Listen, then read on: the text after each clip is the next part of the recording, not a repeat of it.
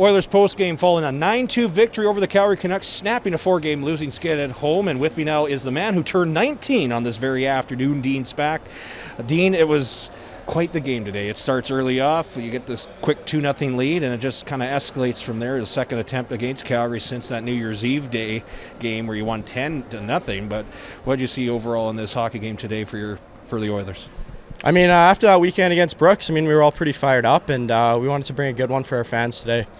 Just kind of looking at the way your team played, and even let's go to your goal first, just a part of an explosion of goals in that first period. It just seemed to percolate from there. Just how are things going with your line, which included a Nolan Flint, a Ty Yoder at times, and Austin Reshney? Yeah, I mean, it's clicking right now. I think we're getting a chemistry at the right time, and hopefully we can lead that into the playoffs.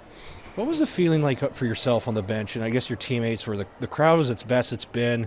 You got just about everything here this evening, from goals, fights, chaos. I think it just felt like some sort of a relief, and just something. It kind of felt like something you've been aspiring to ever since you got signed here. Yeah, the energy is awesome, and even since COVID last year, I've always been looking forward to a full crowd here, and today we got it. So it's awesome to hear the fans going, and makes us just even more happy to play here. When things got a little rough there at the end there, it's very hard to not get involved and pull back, but your team had to send a message, and they were not going to back down either. What's it like being in a game like that for yourself, or you haven't truly experienced that yet?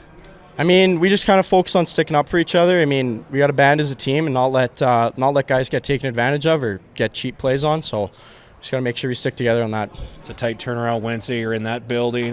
This rivalry, this anger for both, and the animosity for both I don't think are going to disappear the next 48 hours. What does this team have to do to just continue the trend that they're on against Calgary? We just got to keep doing what we're doing and stick to our game plan. Because if we get apart from it, it could get bad, and we just want to keep winning. So, 19 years old today.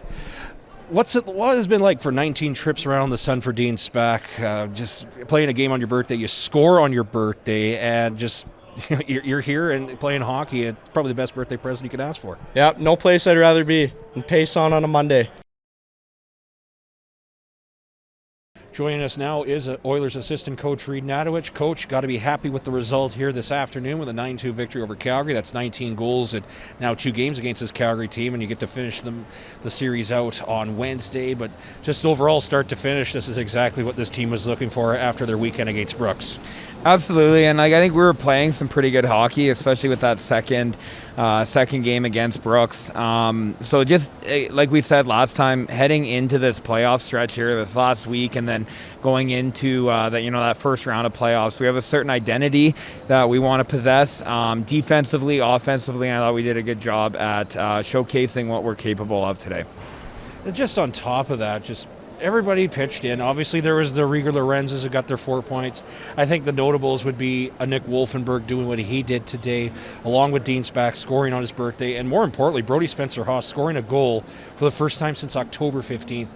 Team effort, these are the games you want to have for this Oiler team, and you got it here this afternoon. Absolutely, like tons of contributors, and even if they weren't on the point sheet, with how they played and the consistency we had throughout the lineup, I think pretty proud of the collective group tonight for sure.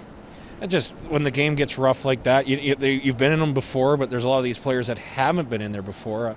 It's hard to keep your composure and do the right thing, but this Oiler team had some power plays. They took advantage and just played things out here when things weren't always smooth sailing on the ice. Yeah, and throughout the game and life in general, right, you're going to run into situations that you can't control. You just have to react to. So, we were dealt some negative cards in a certain aspect, and then, with the opportunities that we had with the power plays, absolutely, we took advantage of them. So, special teams, I thought tonight were positive, and just want to carry that into Wednesday.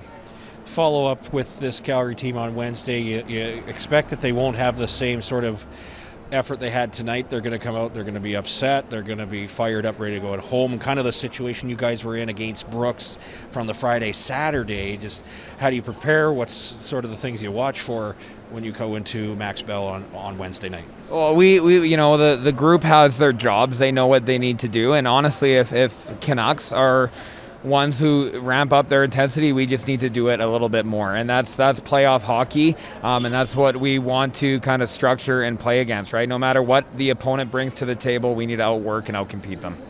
One more thing, the crowd was as full as it's ever been, loud. We got roars, we got boos, we got everything that I think this team has been waiting for almost 2 years now, to the day it feels like, for this hockey club. And what was it like on the bench to just feel that? And I 1,000%, the players have never felt something like that, just with the ages of some of them. Yeah, and like you said, for a lot of guys, participating and playing in front of a crowd is a new and cool experience. And when the energy of the fans and the group is going, it just really helps lift our spirits in terms of what we're trying to do. And with regards to kind of the fans in this situation, I think our last hurdle is that last restriction and getting this rink to kind of full capacity. But there's an enjoyment going around. You can see it in the stands. You can see it in the amount of people and the 50-50 sales. There's some cool things happening here. We just want to keep down that road. Reid, congratulations on the win, getting back to 500. We'll see you at Max Bell, and the Oilers look to get above 500 once again on the season. Thanks, Gino.